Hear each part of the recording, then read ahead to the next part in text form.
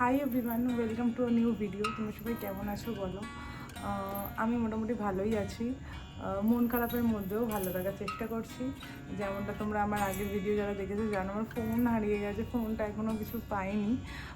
তবে চেষ্টা করছি, যদি পেয়ে যাই তো অবশ্যই তোমাদের খবর দেব। আজকে ভাবলাম যে আমার বিয়েতে আমি যাদের শাড়ি পরেছিলাম সবটা আমি তোমাদের সাথে শেয়ার করব।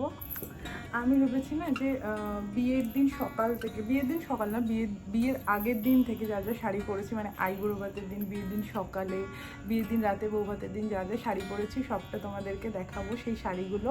এবং যে লুকটা আমি করেছিলাম, একটা সময় এক একটা রকমের লুক, যদিও বিয়ে বউ ভাত তো নিজে সাজিনি, তো তবুও আমি যা যা লুক করেছিলাম, যেভাবে সেজেছিলাম, আমি তোমাদের সাথে সেটা শেয়ার করবো। আর শাড়িগুলো তো অবশ্যই শেয়ার করব, আর পাশে একটা ফটো আমি অ্যাটাচ করে দেওয়ার চেষ্টা করব, ঠিক আছে?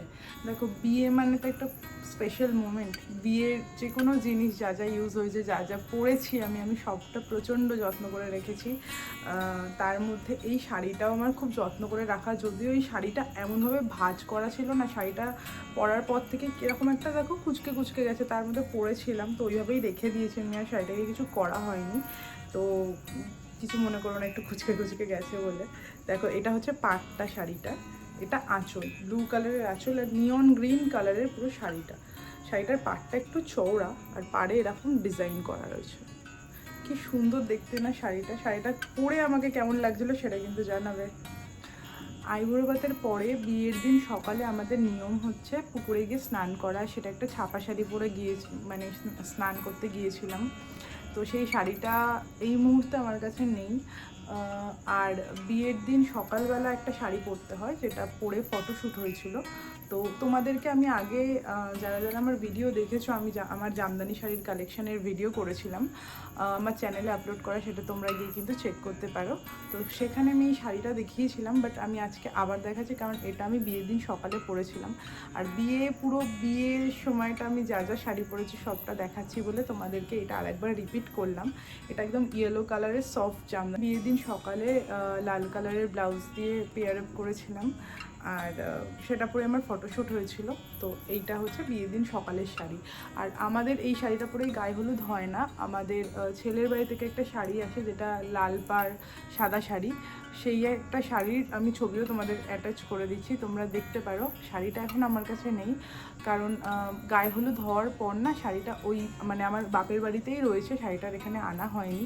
ওটা এক বছর পরতেও নেই, আর খুব যত্ন করেও রাখতে হয়, তাই জন্য আমি ওই বাড়িতেই একদম কাকিমার কাছে যত্ন করে তুলে রেখে এসেছি। কাকিমা রেখে দিয়েছে ওটা, এখন আমার কাছে নেই। বাট আমাদের সাদা লাল শাড়ি পরে গায়ে হলুদ হয়। দেখো, অনেক শাড়ি আমরা কিনেছি, অনেক শাড়ি আমরা কিনবো, কিন্তু যাদের বিয়ে হয়ে গেছে তারা জানো যে বেনারসির থেকে দামি কোনো শাড়ি হতে পারে না।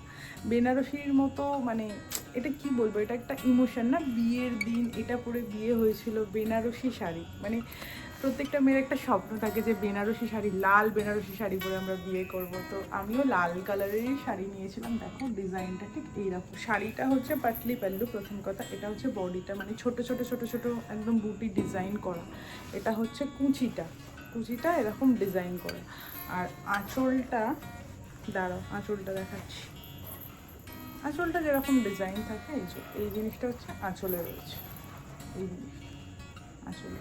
পুরো শাড়িটা লাল আর গোল্ডেনে, আর আমি ইয়েলো ব্লাউজের সাথে অ্যাটাচ করে পরেছিলাম। শাড়িটা আমি একবারও পরিনি, সেই বিয়ের দিনই পরেছিলাম। এবার ভেবেছি যে দিদির বিয়ে আসছে, দিদির বিয়ের সময় পরবো।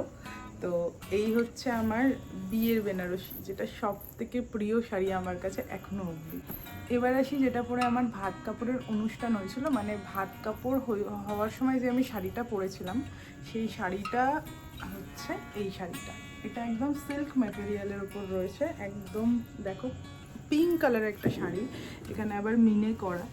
আর পাড়টা হচ্ছে গ্রিন কালারের, আর আঁচলটাও এটা গ্রিন কালারের। দেখাচ্ছি, দেখো শাড়িটা ভীষণ ভালো লেগেছিলো আমার, ভীষণ পছন্দ হয়েছে। শাড়িটা না ভীষণ নরম, মানে আমার যেহেতু গরমকালে বিয়ে হয়েছে, আমার মাথায় সবসময় ঘুরতো যে এরকম কোনো শাড়ি পরবো না যেটাই খুব গরম লাগবে, কিন্তু এই শাড়িটা পরে কিন্তু একদমই গরম লাগেনি, কষ্টও হয়নি।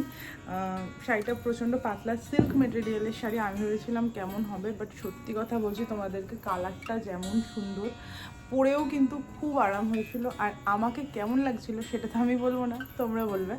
তো কেমন লাগছে জানাবে কিন্তু এই শাড়িটা পরে। এবার আসি আমার বৌভাতের শাড়িটায়। মানে আমার বৌভাতের শাড়িটা না আমার বিশেষ করে কেন ভালো লাগে জানো, রংটার জন্য। আমি অনেকবার এর আগে হয়তো ভিডিওতে বলেছি আমার বেগুনি কালার পছন্দ, বেগুনি কালার পছন্দ। আর আমি না আগে থেকে ভেবে রেখেছিলাম বিয়ের দিনে শাড়ি নেবো লাল আর বৌভাতের দিনে নেব বেগুনি কালারের। তো আমি গিয়েই আমার ফার্স্ট প্রেফারেন্স ছিল, আমি বলেছিলাম বেগুনি কালারের বেনারসি দেখাতে। এই বেনারসিটা কিন্তু বেশ হালকা, দেখো পাটটা এরকম ডিজাইন, আর আঁচলটা তোমাদেরকে দেখাই, আঁচলটা গোল্ডেনের ওপরেই, কিন্তু খুব সুন্দর, মানে আমার তো খুব পছন্দ। আর এই শাড়িটা হচ্ছে পুরোটাই এরকম ছোট ছোট ছোট ছোট একদম ডিজাইন করা, দেখ বেগুনি কালারের। সুন্দর না শাড়িটা? শাড়িটা কিন্তু আমার খুব পছন্দ, পাটটার ডিজাইনটাও দেখো খুব সুন্দর। তো এই হচ্ছে আমার রিসেপশনের শাড়ি। আইবুড়োভাতের সময় থেকে বৌভাত অবধি যা যা শাড়ি পরেছি সব কিছু আমি তোমাদের সাথে শেয়ার করলাম। তোমাদের কোন শাড়ি পরে আমাকে, মানে কোন শাড়ির লুকটা তোমাদের সব থেকে বেশি ভালো লেগেছে আমাকে কিন্তু কমেন্ট করে অবশ্যই জানাবে। আর তোমরা কীরকম ভিডিও দেখতে চাও সেটাও কিন্তু তোমরা আমাকে কমেন্ট করে জানাতে পারো। ততক্ষণের জন্য টাটা, সবাই খুব ভালো থেকো, সুস্থ থেকো। আর ভিডিওটা ভালো লাগলে please do like, share and subscribe. Tata.